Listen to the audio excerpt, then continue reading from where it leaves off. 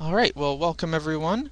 As Bernard mentioned, this presentation is going to be about simple hacks to make your videos and photos better.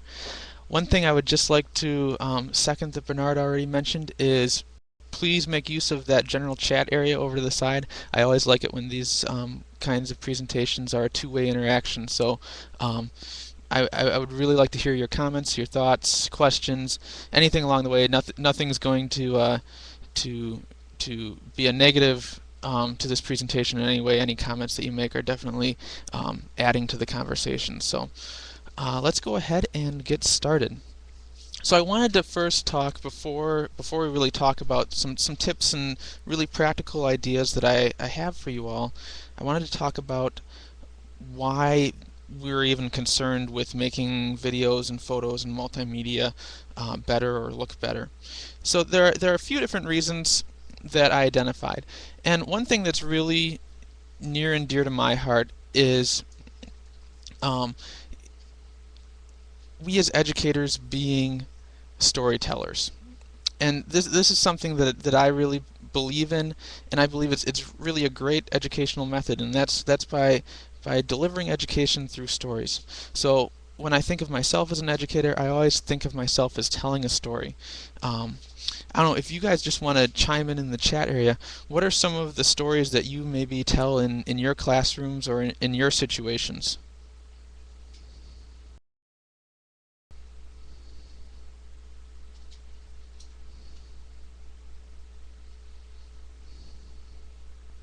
Okay, so presentations to congregations.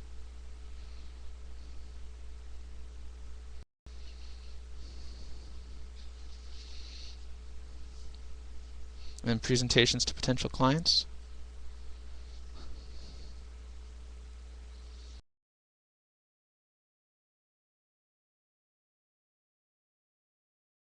Okay, so end of the year videos. So telling the story of a whole year at a school. That would be one example.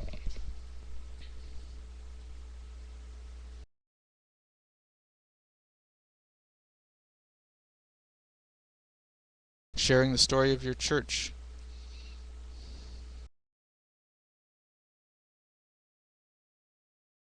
Okay, so getting people up to date as far as what's happening at your school.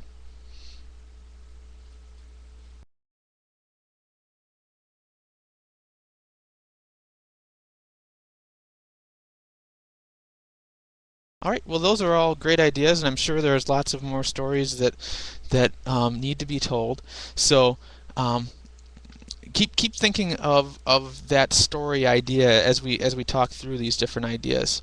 Um, One thing that I often find is that we have these great stories to tell, but we don't work hard enough to try to tell them effectively. We often come up with the story that we want to tell people or the idea that we want to communicate to people, and that's really where we put most of our work. And then we don't put enough work into the actually being intentional about how we tell that story. So hopefully some of these tips that I'm going to share with you today will help you be more intentional in that storytelling.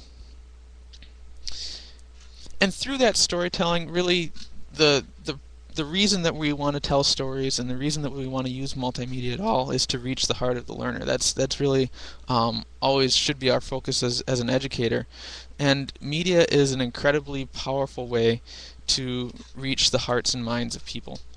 And the Hollywood and the music industry and our popular culture has proven that media is an effective way to reach the hearts of people. So we as Christian educators should be using those same media to reach the heart of the people that we're reaching out to. And then finally, why is quality important when we're working with media?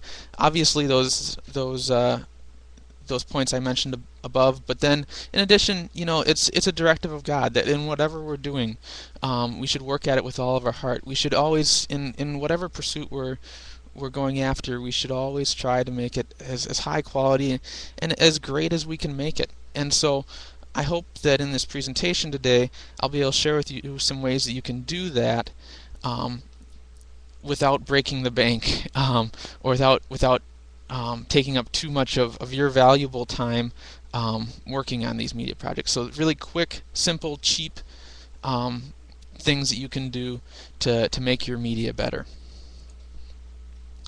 Alright, so I want to just talk about story a little bit more. And one thing I like to say is that story is king. So everything that we do in multimedia, whether it's sound, video, pictures, any kind of media element that we use, it should always help to tell the story. There should never be anything that is just there for the sake of it being there. It should always have a purpose. So one thing that I encourage people to do is that when they're planning out a multimedia project, always focus on your story first. Get your story down really concrete first. One good way to do this is by using storyboards. And if you haven't seen a storyboard before, what it basically is it's a set of boxes on a sheet of paper, or you can do it digitally as well. And then you sketch out each scene. If you're doing a video, you sketch out each scene. And then maybe include a little bit of the script or what's going to happen in that scene below each box. And it's just a nice graphical way to plan out how you're going to tell your story. And then as you're going through the production of a video or taking photos and putting them together, whatever you're planning on doing, keep asking yourself, how does this help tell the story? And I find if I just keep asking myself that throughout the production process, it really helps me to keep on track and not to include anything that's actually going to distract from the story that I'm trying to tell. Alright, Marissa has a comment that Apple has a template for this in Pages. That's their word processing program. So that's a great tip that you can, if you have a Mac with Pages installed, you can just pull up the template and use that for storyboarding. Great tip. Okay, so now getting down to kind of the nitty-gritty details, maybe the more technical side of all this, I want to talk about three key elements: audio, lighting, and editing. And these elements, there's obviously more elements than just these three to a multimedia project. However, these three elements are the three elements that I believe are most often neglected, and they have the most return. In other words, if you make them a little bit better, it's going to make your multimedia project much better. So there's a high rate of return on the work that you put into these three elements. And I just have a note there at the bottom. We're not going to look at any of these elements exhaustively. I'm just sharing some simple tips. There's a whole, we could spend a whole conference on any one of these areas. But I just want to share with you some quick things that will help you get started. There are lots of internet resources out there that can help you go further in this process. Okay, so starting out with audio, and obviously audio is not going to really affect a still photo. We'll talk about still photos later, but it will affect a lot of multimedia projects that we work on. How many of you have even worked with something like PhotoStory before, possibly with narrating along with some photos, or have created some video projects where you have some people talking on screen or that type of thing? You can just chat a I have in the chat area if you've done that before.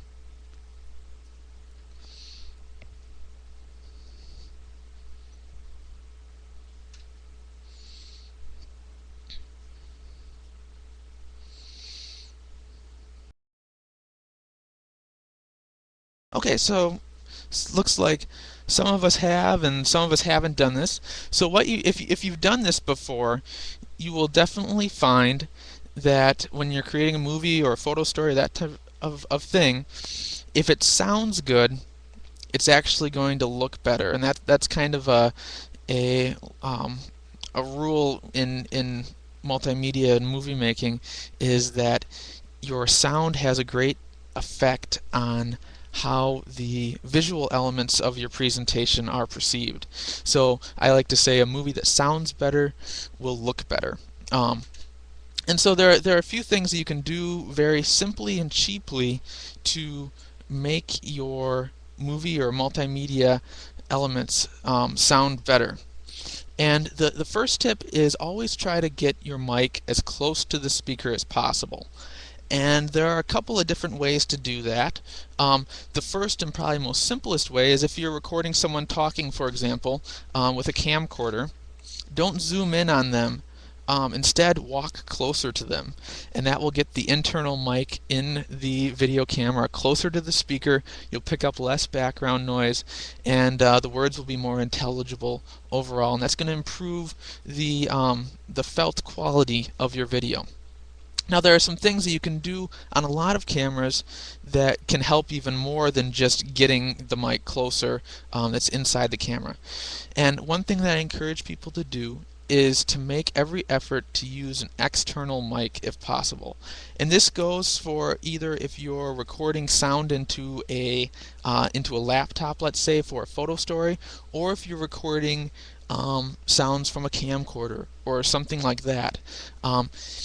In either case, try to use an external mic, and there are a few different reasons for this. One big reason when you're using a camcorder, especially the ones that have a tape, some type of a tape that goes into them, there's mechanical stuff going on in there. There's electric motors running, there's all kinds of things going on inside of that camera. And each of those different elements produces noise. So the internal mic in the camera is going to pick up some of that noise. So if you can remove that mic from the camera, and a lot of cameras will have a jack on the side or on the back where you can plug in a microphone, you can plug in that mic and then get that mic even closer to your talent, the people talking, whatever sound you're trying to capture, and that will greatly improve your audio quality. The same goes for when you are recording into a computer. Inside of a laptop there are fans, there's all kinds of electronics packed into there. So if you can remove your mic from the laptop, you're going to get better quality audio as well for those same reasons. And one thing that I would encourage, if you're going to record someone talking, a lapel mic is a great way to both get the mic closer and get the mic removed from the camera or the laptop. And a lapel mic, usually you can pick them up at Amazon.com or just about anywhere for about $30, and they look kind of like this here. So it's just a simple mic that you clip onto your talent's shirt or collar, and that will greatly improve the overall quality of your multimedia elements.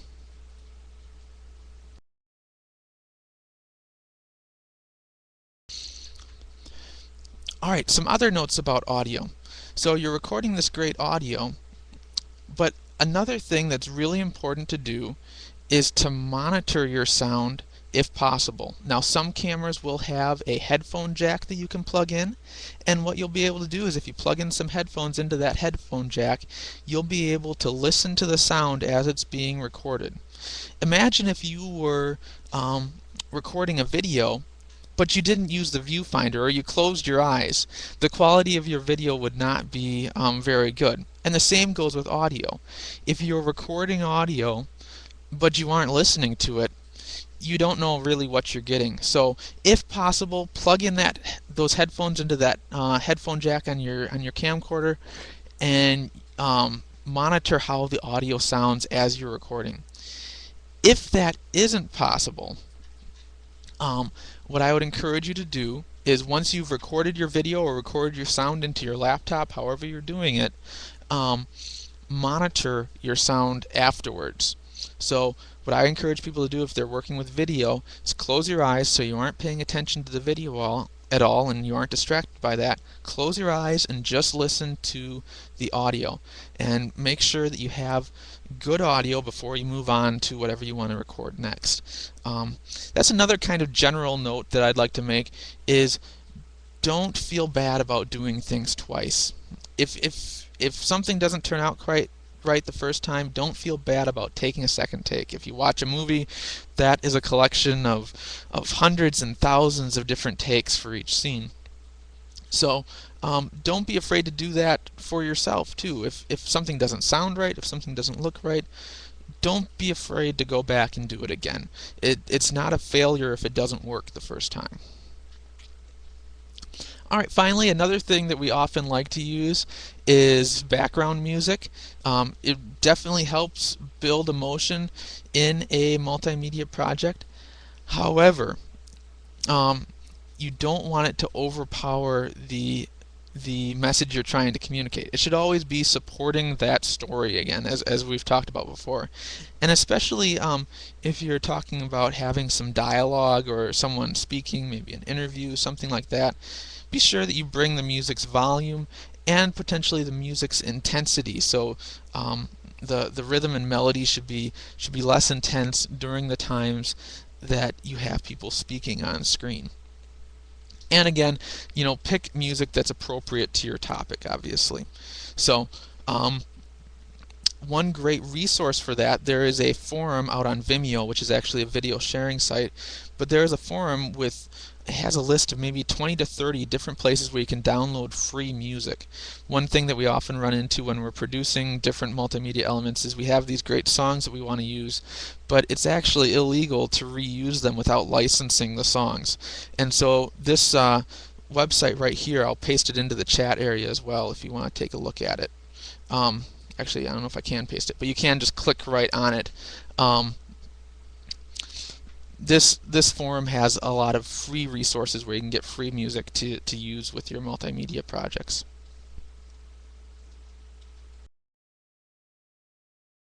Alright, I just want to pause for a moment because I know I just kind of information dumped on you. Before we move on to the next topic, which is going to be lighting, any other comments, thoughts about audio before we move on?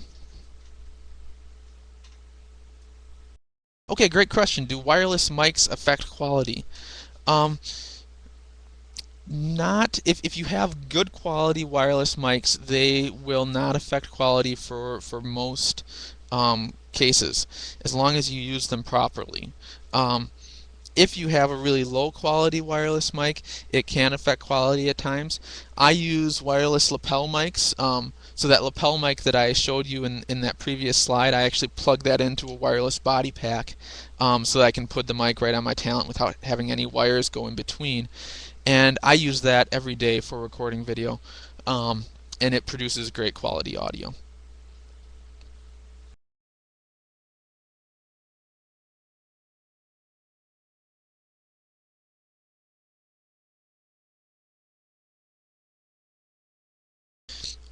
Okay, yeah, just to clarify, the mic that I'm talking about is a wired mic, so you'd have it clipped um, onto the person that's talking, and then you would have to wire it into your camera or into your laptop or wherever you're recording audio to. The wireless systems are going to be significantly more expensive, but the wired mic will work just as well. It's just not quite as convenient. A link for the mic. You know what? I will try to, at the end of the presentation, I will try to dig up a link for that. However, if you just search out on Amazon for wired lapel mic instead of wireless lapel mic, you should be able to turn one up pretty quickly. And with all of this, I can give recommendations as to specific products, but I'd really encourage you as you're looking at products, read reviews on Amazon.com or other places where you may be purchasing equipment from. Those are really a great indicator of how high quality a product is or not. You can really get some good information about the product that way. That's the way that I do a lot of my shopping, is just by reading reviews. But I will get a link for that at the end of our time together here today.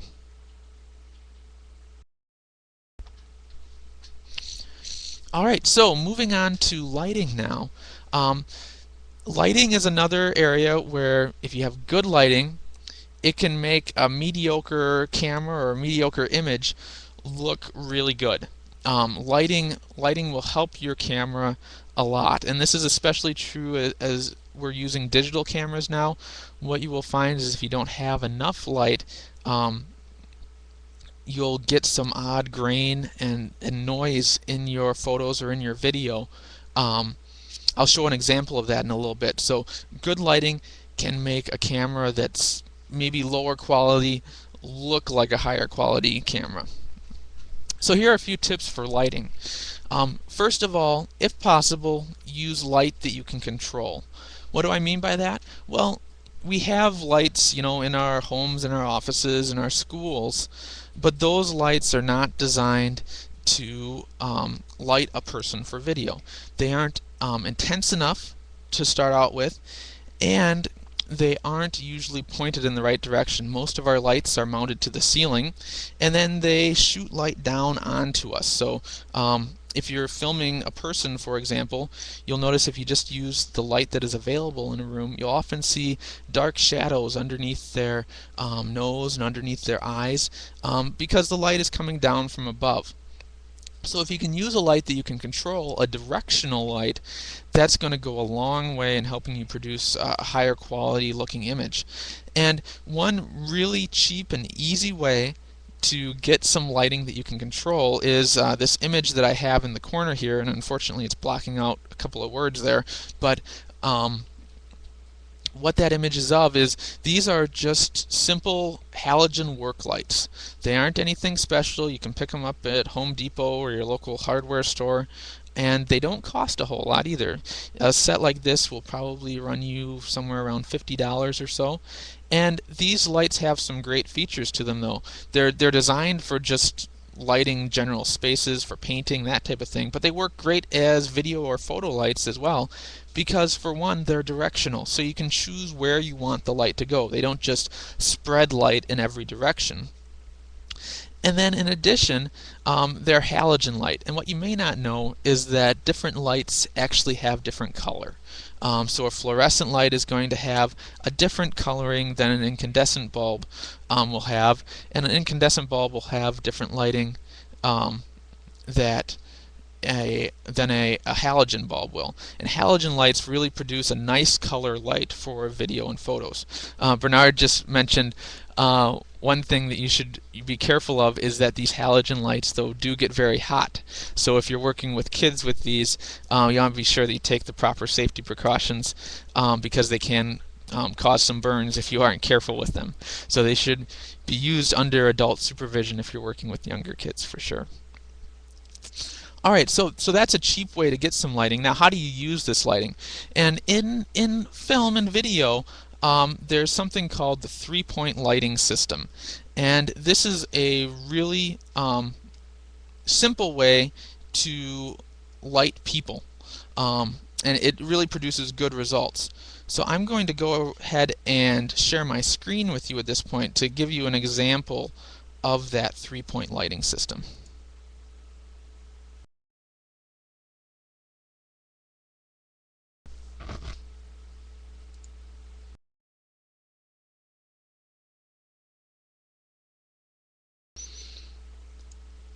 Okay, so you should all be able to see my screen at this point, and I did just enable a full screen button at the bottom of the share area, so you can hit that full screen button if you do need to make it a little bit bigger. And this is a simulator that you can try out later, but this shows you kind of how the three-point lighting system works. Alright, so here is where our talent is, right here in the center. And you can see that they've arranged three lights around the talent. They have the key light, the fill light, and the backlight. And one thing I will note is that you can do two-point lighting and get just about as good of results, but three-point is the best, and I'll show you why. So I'm going to go ahead and turn on the key light, and we'll see what that does. So the key light is angled off to one side of our talent, and you can see that it does light up the talent. But it does cause some shadows on the one side of the talent, and there's not a lot of definition between the background and the foreground of this image. So to help improve this image, what we can do is we can add in a fill light. And so a fill light is going to be coming from the other side of the talent, still in front of the talent, but we're going to turn on that light. And now what you can see is that that talent's face is well lit. And we don't have either those downward shadows that I was talking about before if you use lights from overhead, and you don't have the shadow on one side of the person's face or the other. You still have some subtle shadows that give the face definition, but you don't have real hard shadows.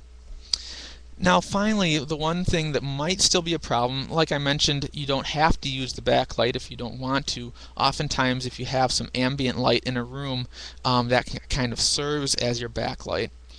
But what the backlight does is it helps add definition between the foreground and the background. That one may be a little bit hard to see the difference, but what you'll notice is that around this talent's hair and their shoulders, you're able to see more definition of where they're standing actually. So this is an easy lighting setup to set up. You just need 2 or 3 lights, and you can use those halogen work lights to achieve this kind of lighting.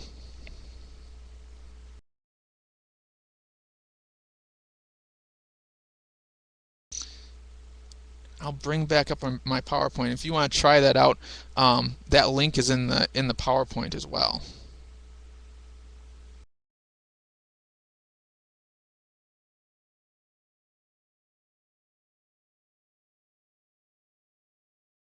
Okay, I need to get my place back here.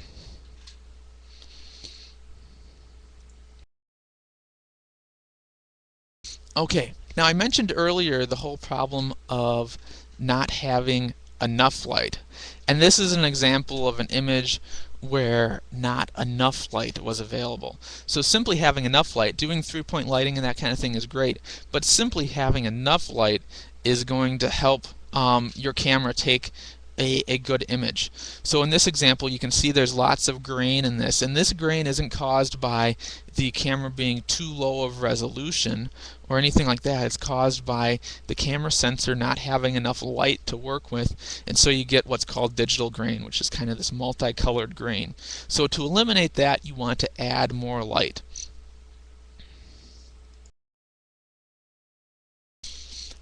Alright, so that 3-point lighting system that I was talking about, that's generally a rule used for video particularly. It's also used in photography.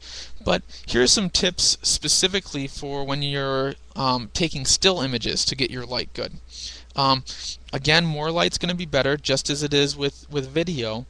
I prefer personally to not use flash unless I need to. Generally what you'll find is that a non-flash image, as long as there's enough light in the room, is going to end up looking better and more natural than a flash image. So I try to turn off my flash if possible. Now if you have to use flash, really simple thing that you can do to make your images look much better is to bounce your flash. And what I mean by that is, as you can see, this is a camera here, and the flash on this particular camera is mounted on top. But what they've done is they've taken this piece of cardstock and put it in front of the flash at an angle. So what they're doing with this is they are bouncing the light from the flash up onto the ceiling and then down into the area where you're actually taking the photo. And let me show you, I can show you an example of light that is bounced and light and a flash that is not bounced, and just show you what the difference is. This is a photo I took just a little while ago. This is Rachel Morden, who has been helping us with a lot of the coordination for this conference actually. And so this is a picture that I took with a very nice camera. This is a $1,000 camera, but I used the flash and just pointed the camera at her and took the photo. And as you can see, we have some harsh shadows here. The photo just doesn't look very appealing overall. Now in this next photo that I'm going to show you, all I did is I took a piece of paper and held it at a 45-degree angle in front of my flash. So as you can see, this photo has a much smoother look to it. The lighting is smooth across her face. We don't have any harsh shadows, and it produces a much more appealing image.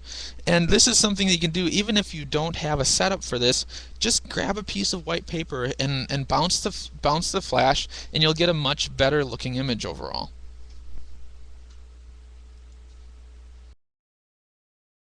Alright, so that is lighting. Are there any questions about lighting before we move on to editing?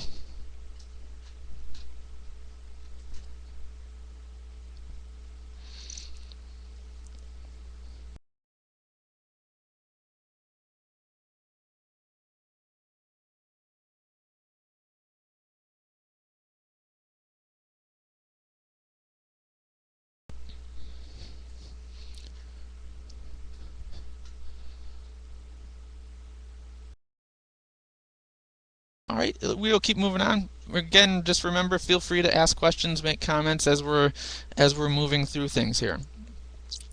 Alright, so editing video. Some tools that you can use to edit video. There are some built-in tools on most computers. Windows Movie Maker is going to be on most Windows PCs, and iMovie is going to be on almost all Macs. These are great tools to get started with. They give you the basic tools that you need to put together multiple clips, add in a separate audio, and do all the basic things that you need to do. If you're looking for something with a little bit more power, I would recommend Adobe Premiere Elements for education is, I believe, about $100 or under $100, and the same thing for Mac. Final Cut Express is also available at similar pricing for education clients. So either one of these tools are going to give you a lot more power. They let you do things like multiple video tracks, where you can layer video on top of each other, all sorts of different advanced editing that you can do. But if you're just looking to get started, Windows Movie Maker on your PC, iMovie on your Mac, they're going to be great tools. How many of you have ever used a video editing program before? If you just want to shout out, if you have used it, just let the group know which one you've used.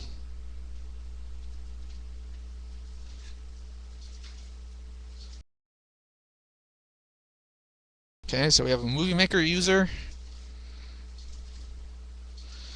and an iMovie user. Okay, Pinnacle, that's another one that will often come with a camera or with a video capture card. You'll often get Pinnacle along with that. And that's a tool. I don't happen to use it much, but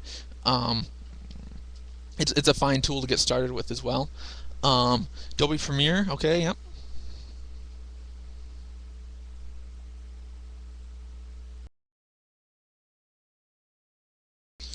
Alright, so one thing just to remember when you're talking about tools, don't get too focused on them, because really to make a high quality multimedia presentation, your editing tool does help you for sure, but it is not really, in my opinion, the key to making a high quality multimedia presentation. People made movies before computers, and they were very good movies. They used scissors and tape to put together their movies, and that works too. So you don't need a lot of features or that type of thing to really make a high quality multimedia element. So here are some tips that you can do with any piece of software. For one, make your cuts shorter. And what I mean by this is, if you're switching between multiple scenes, try to make those scenes as short as possible. Don't have any extra pause time in there. If you have someone watching a video and you have 3 1-minute scenes as opposed to 6 30-second scenes, the 6 30-second scene film is going to seem more interesting than the 3 1-minute scene, even though they're the same length overall. So just remember, when you're planning out scenes, longer isn't better. Try to shorten up those scenes, and it'll keep the interest of your viewers a lot more. As a rule, I don't use fancy transitions. When you open up one of these editing programs, you'll see things like you can do a page curl effect, or all sorts of different crazy 3D cube transitions, all sorts of things. Most of the time, they don't help to tell a story. If we get back to that whole idea of telling a story, most times the transitions like that really distract from the story more than they help to tell the story. There are specific cases where they might be useful, but on a whole, I never use fancy transitions. Probably the only transition that I use to move between two clips is I either just put them right next to each other, or I use a simple dissolve where one fades in and another one fades out. And that's really all of the transitions that I use. You don't need to spend a lot of time planning out crazy transitions to make a high quality media element. And if you just, maybe next time you're watching a movie or something like that, just notice what they do when they're cutting between different scenes, and you'll find that they don't really use those transitions. They'll most oftentimes not even use a dissolve. They'll just cut from one to another. Alright, Denise, I will get to your question in just a second. Another note, another thing is to make sure that you edit your angles, your sound, and your zoom in your camera. And what I mean by this is take the video that you want to take. So if you are going to want to be real close to something, zoomed in on something, do that in your camera. Don't try to do that with an effect in post. Because what you'll find is when you're doing it with an effect in your editing software, or if you're trying to change the angle of a video or that kind of thing, you're going to degrade the quality of your video whenever you do that, because your camera takes a certain number of pixels, and then when you begin editing, anytime you zoom in or that type of thing, you're reducing some of the pixels that your camera is using to create the image. So I always tell people, edit as you take the video. So as you're taking the video, get what you want. And that again comes back to that whole idea of taking another try at it if you don't get it right the first time. So if you record some video, you don't like the angle or the zoom or the sound, anything, don't say, oh, well, I can fix that later in my editing program. Instead, go back and take some new video. Alright, so Denise had a question. I'm having trouble with the flip camera converting files to MPEG or AVI. The software that came with it doesn't do this. Alright, Denise, what I will do is at the end, when we have a little bit of question and answer time, I will share a link with you that'll have a tool that you can do that with. So I'll give you a link to help you get that accomplished. Final note on editing video: if you're going to utilize still photos, put them in motion. This is something that's known as the Ken Burns effect. If you've watched a lot of PBS documentaries, you've probably seen the Ken Burns effect is named after Ken Burns, who is a documentary cinematographer, and it's actually named after him. He's the one who kind of pioneered this technique. And what he does in his documentaries, you've probably noticed, is that he will put photos in motion. If you've ever worked with Photo Story, you've seen this happening already. But he'll pan around a photo, zoom in on a particular part of the photo. If you want to see a real simple example of this, just click on that YouTube link and you can watch a quick example of what the Ken Burns effect is.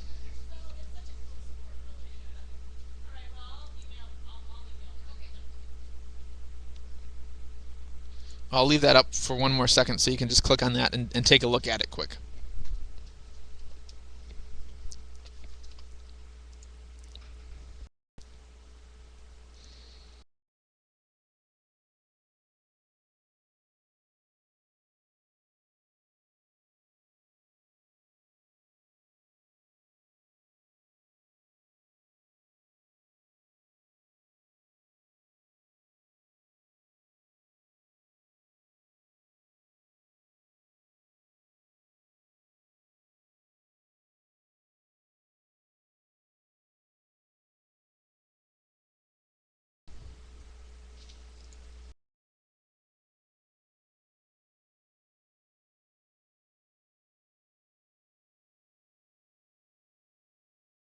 Alright, so hopefully you've all had a little chance to take a look at that video quick.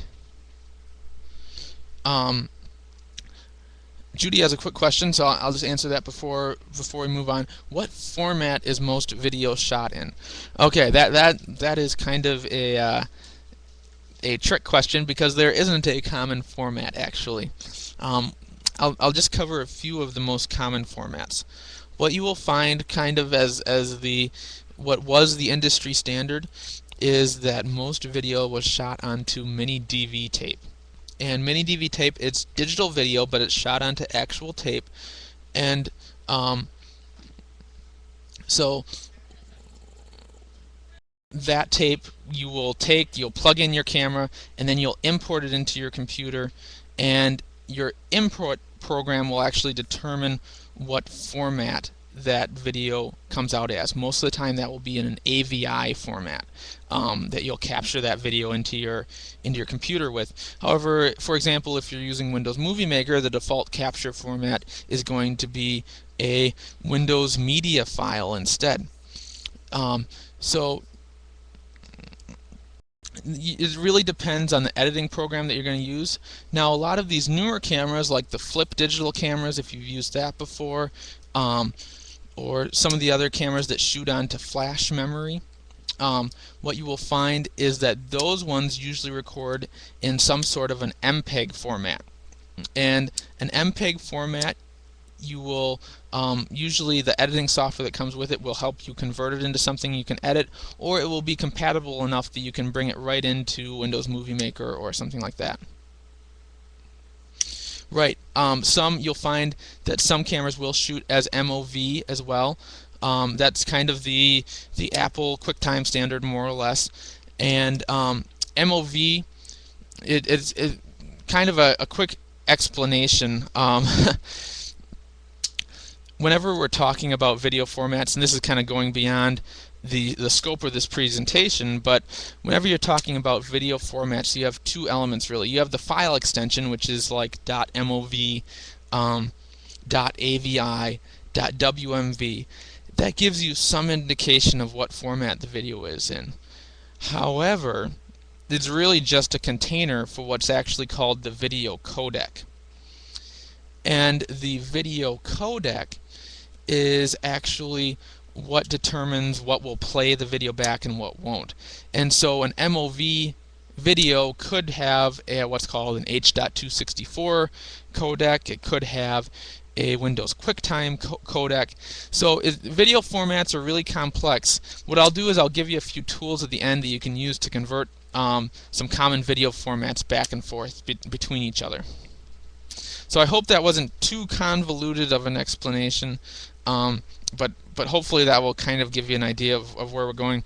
Maybe next year I can do a whole session on just on video formats, because that's a whole topic in and unto itself. Alright, so our final portion here, editing photos. Some common free tools that you can use to edit photos. The first one is GIMP, and GIMP is a free tool you can download, and it is an equivalent or a general equivalent to Photoshop. So it's going to give you tools so you can add effects to photos, you can adjust all sorts of different things in photos. It's a very advanced tool though, so it's going to take some time to learn how to navigate it. I'm not even completely good at navigating through GIMP. If you happen to have Photoshop on your computers, that's going to be an equivalent program as well. Another simpler tool that you can use to make quick fixes is a product by Google called Picasa 3. And I'm actually going to share my screen with you for just a moment here so I can show you what Picasa looks like.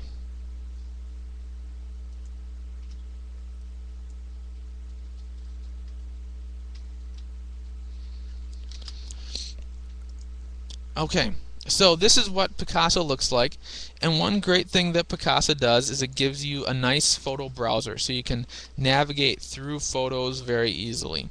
So that's the first part that is really great at. It has all sorts of features. It even does things like face detection, so it can find faces in a picture and group them together. Again, this is one of those tools where we could dedicate an entire session just to using Picasa. However, there's one tool that I want to show you, and this is kind of something that you can do when you're editing your photos that will make your photos look better in general. So I'm going to go ahead, and I have a picture here just of it's a street with a water main connection here. So it's not a real exciting photo, but it'll be good for our example. And one thing you'll notice is in Picasa and in many photo editing programs, you'll see this kind of mountain looking thing, and as we go through each photo it's going to change. And what this is showing is it's showing you where the light is in the photo. So this is going to be the mid-range. Over on the left hand side is going to be the shadows, and over on this side is going to be the highlights or the bright portions. And so you can use this histogram, is what it's called, to help you edit your photos and make them well balanced, to make them so that they'll print out or look on screen so they'll look the best that they can. And what you want to do, what I kind of do in most of my photos, is I make sure that all of my histogram is filled up. So you can see in this photo, for example, that it ends before the histogram ends here. So the darkest area is not as dark as it could be. So what I can do very easily in Picasa is I can go into the tuning area, and you'll see this in different areas. Some photo editing programs will call it levels or light and dark balance. They'll have all different names for it. But what I can do is I can watch this histogram and I can adjust my shadows so that moves down so that I have light going all the way down, and I can adjust my highlights to give it a little bit more pop as well. And so it may be hard to see on the screen share, but what that will do is it will help your photo stand out more. If you notice that your photos look kind of bland, doing that simple adjustment, it doesn't have to be a lot. If you overdo it, it'll cause your photo to not look good. So let me just kind of exaggerate it here. So as you can see, it might look interesting, but it's not a good photo. It's not an accurate photo, I should say. If you overdo it, it's not going to be good. But if you just make a little bit of an adjustment to try to get that light to fill out both sides of the histogram, both the lights and the darks, it can go a long way to helping your photo pop a little bit more.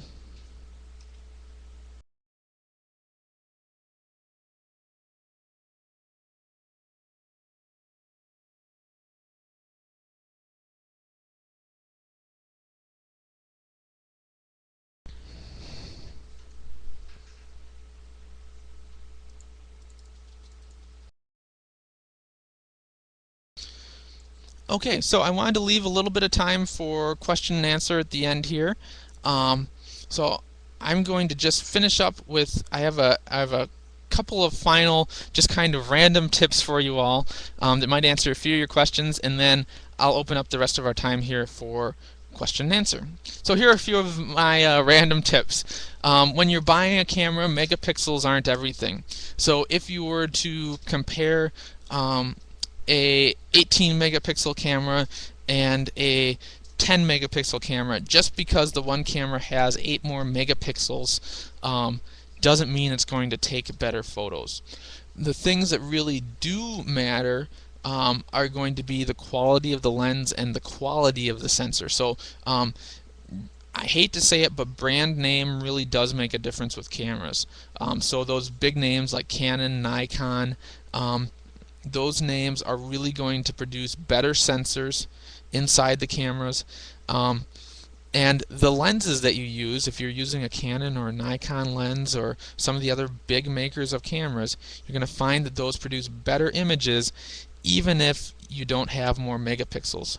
I do some freelance photography on the side, and I actually use a 6 megapixel camera. Now my wife has a little point and shoot camera that has more megapixels, but because I've invested in high quality lenses, I spend more more money on my lenses than on my actual cameras.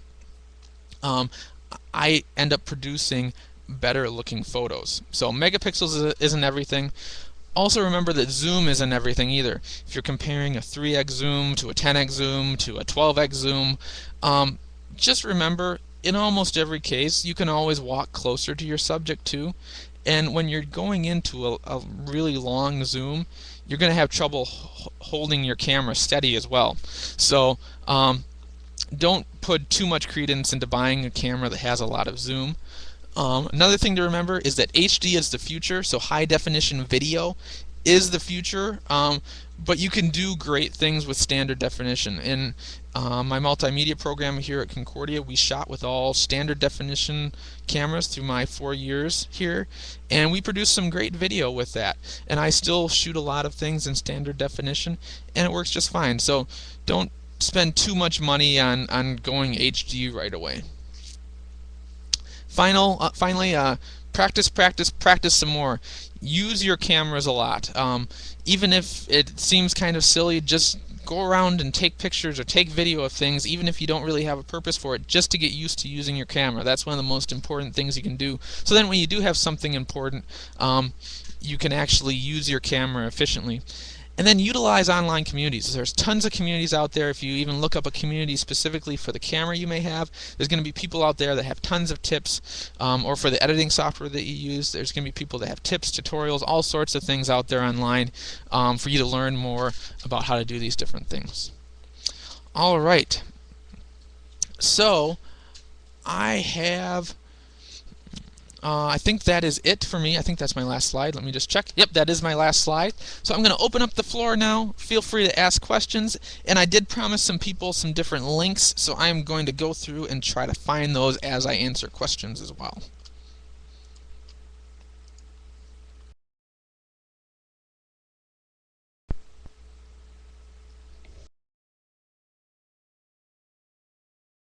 All right, so Judy had a question about the Canon Rebel XS.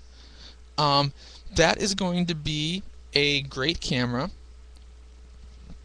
One thing you could consider is that Canon is just starting to release digital SLRs with video built into them as well, so you can take both video and still pictures with them.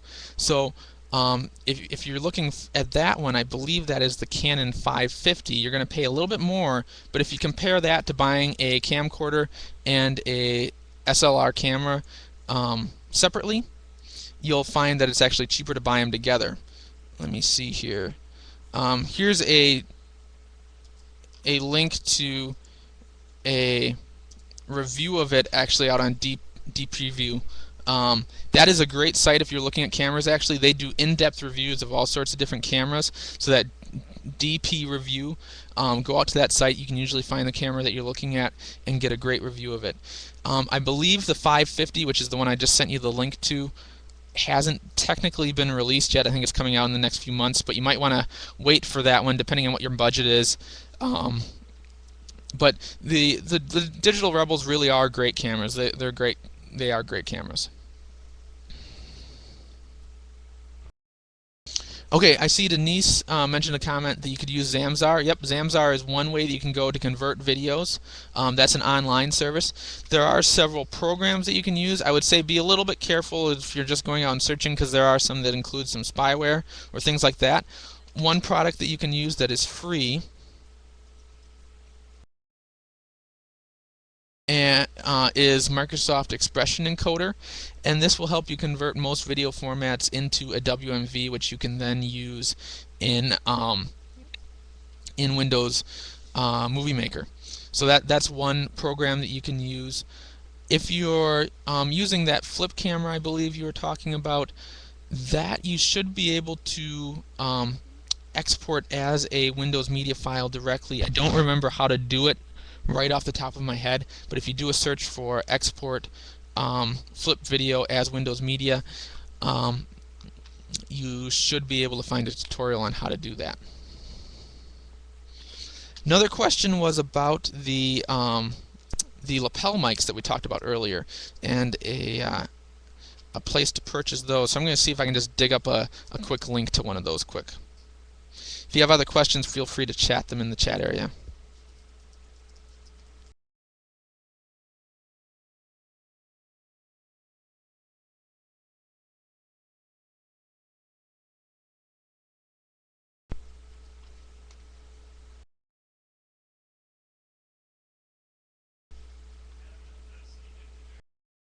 That's fine.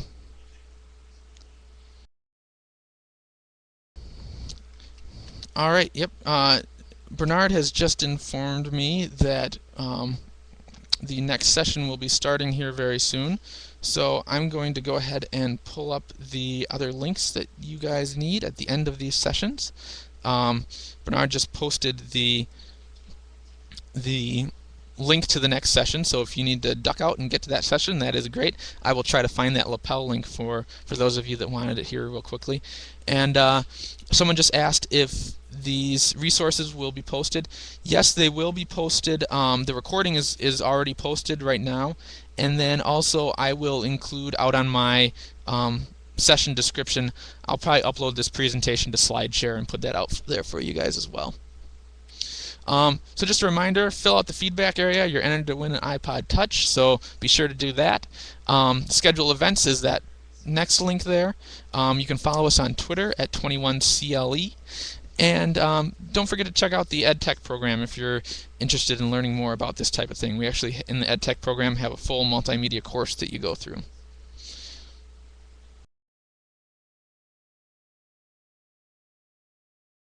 All right, Alan, yeah, if you were having audio trouble, the recording should be fine. Um, so go back and review that if you missed some portions.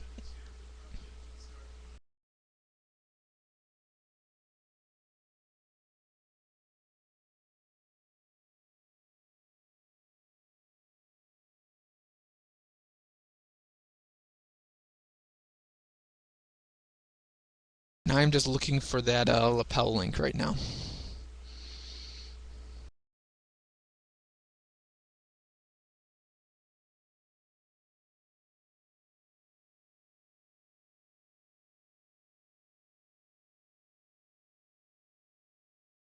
Okay, that was the expression encoder. I'll type that into the chat again. There you go.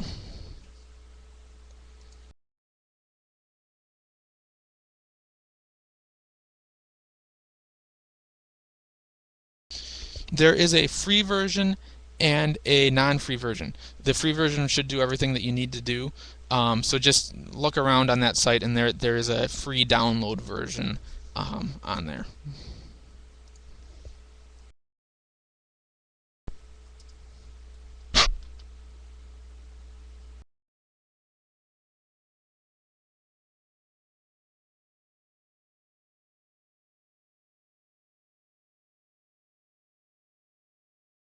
All right, so here's an example of one of those wired. Oh, I didn't paste in the right link. Let me paste that again. But this is an example of one of those wired lapel mics that I was talking about. I haven't ever actually used this one, but just check out on Amazon, look at some different reviews, find one that will work well with your camera.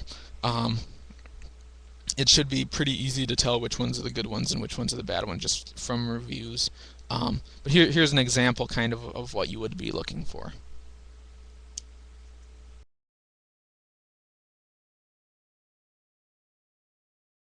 Alright, Judy was asking for tips for posting video on the web.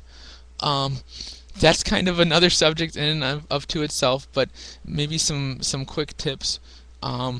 If you start out with high quality video, your videos are going to look better when you post them. Judy, maybe you can elaborate a little bit more. Are you talking about where to post them, or how to post them, what format to post them in?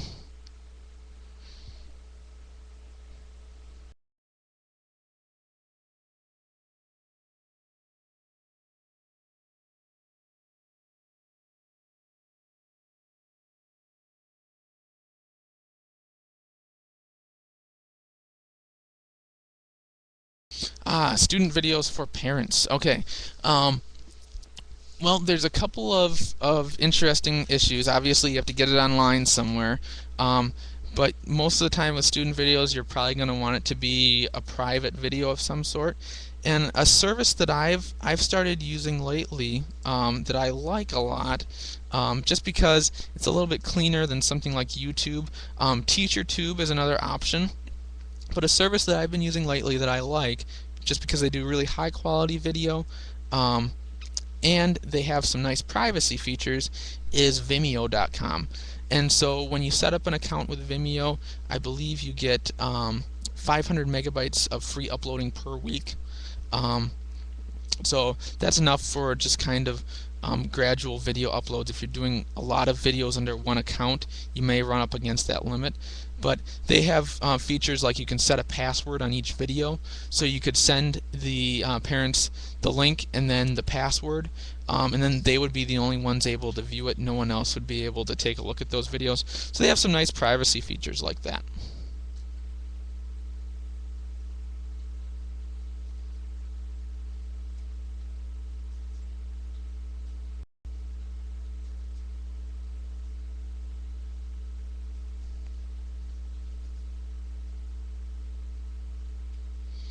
All right. So I think the next session should actually be beginning here very, very shortly. So um, I am going to sign off for now. But I'd like to thank you all for coming. Just remember those links up there, and hope to see you in some of the other sessions as well.